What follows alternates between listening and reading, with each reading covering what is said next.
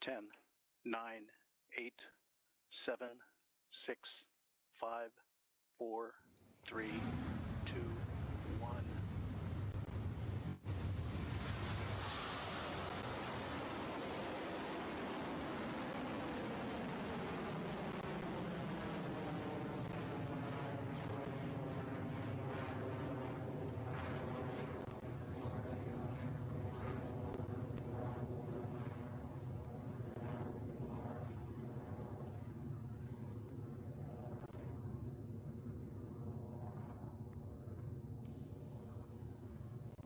HVB discharge is nominal.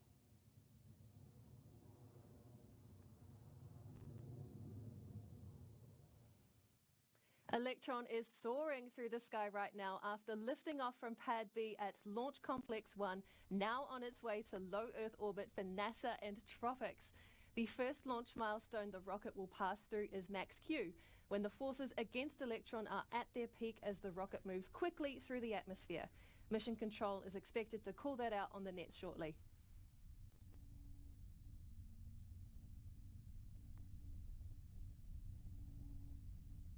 Clear at max Q. Great news there with max Q and onward and upward for Electron. It has only been about a minute since liftoff, and already the rocket is at its speeds of over 2,000 kilometers an hour, a mere fraction of the 27,000 plus kilometers an hour that is orbital velocity, which will reach ahead of payload deployment in the next 30 minutes or so. Next, though, is the separation of the rocket between stages 1 and 2. For that to happen, we first need the 9 Rutherford engines currently burning hot to shut down, an action called main engine cutoff or MECO. Then a few moments later, stages 1 and 2 will spring apart. We'll hear that called out as stage separation. Then the single space-optimized Rutherford engine on the second stage will light up and carry on with the Tropics mission. Those milestones should be taking place at around T plus 2.5 minutes.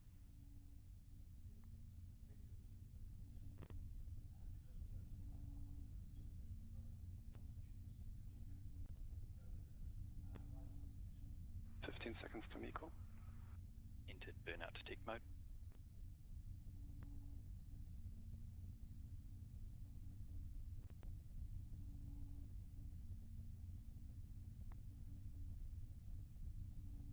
MECO confirm.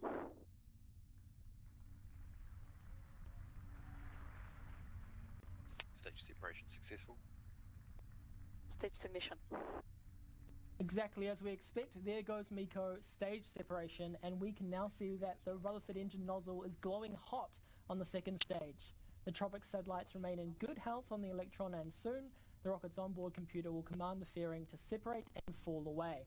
Now that we're in the vacuum of space, Tropics doesn't need the protection of the fairing anymore, so we get rid of that dead weight to maximize fuel efficiency on the way to orbit. Fairing separation successful. If you're looking at the screen at the right moment just there, you will have seen those 2 nose cone halves falling away as planned with the fairing separation. Electron is performing nominally on its way to orbit with a few minutes between now and our next mission milestone, the battery hot swap for our second stage engine at around 6 minutes, 52 seconds into flight.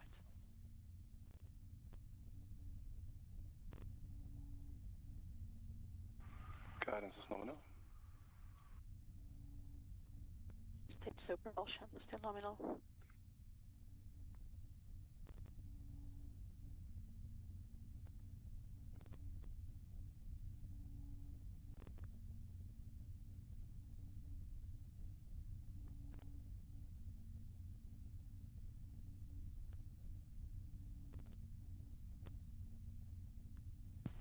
Electron and Tropics are moving at a good pace right now, well over 8,000 kilometers an hour at the T plus 4 minute mark into the mission. The vehicle is currently at 234 kilometers in altitude, with another 300 or 50 so kilometers to go until we reach our 550 kilometer destination.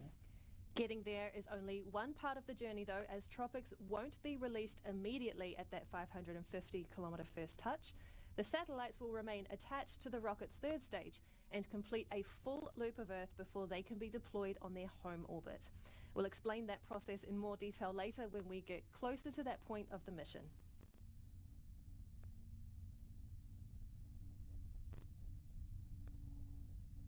Stage 2 propulsion holds nominal.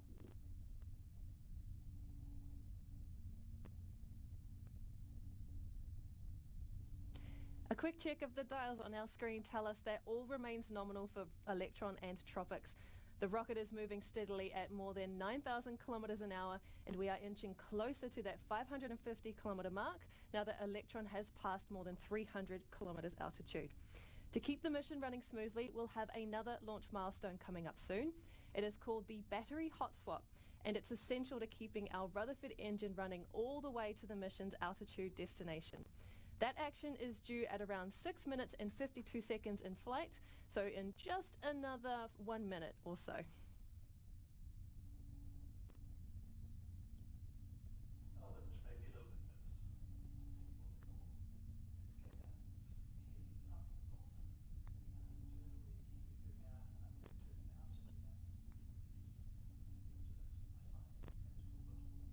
Guidance is nominal, 200 seconds remaining.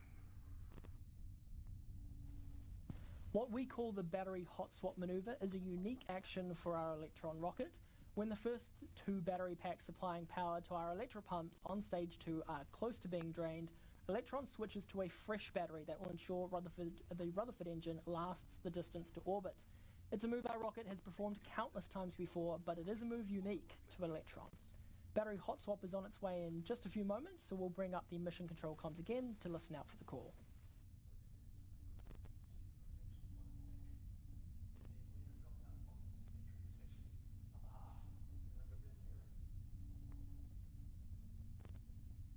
Throttling down.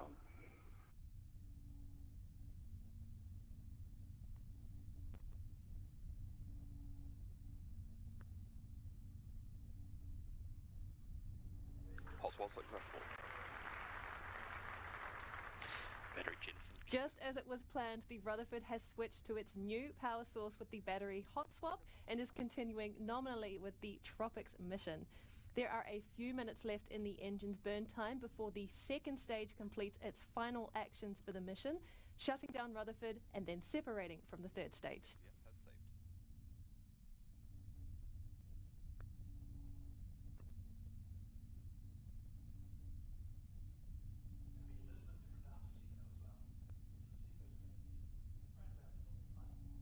has saved. HVB discharge holding nominal.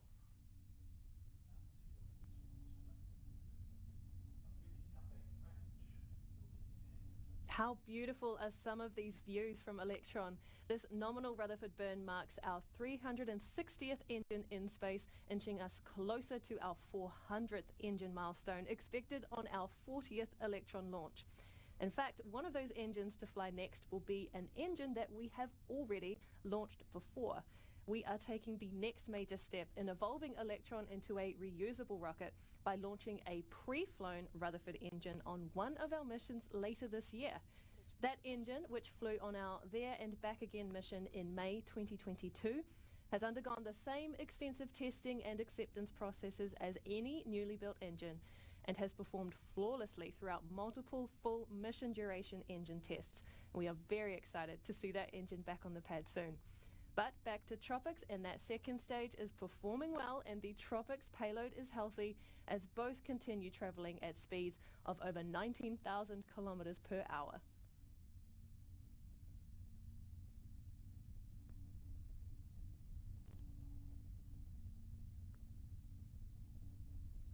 Entered burnout to dig mode. All right, at T plus 8 minutes 56 seconds into this mission for NASA, and we are nearly in orbit. In a few moments, we'll be able to see that red hot engine nozzle there start to turn cold once the engine on stage 2 shuts down. Mission control will call out these actions. Listen out for SECO confirmed on the nets coming up shortly.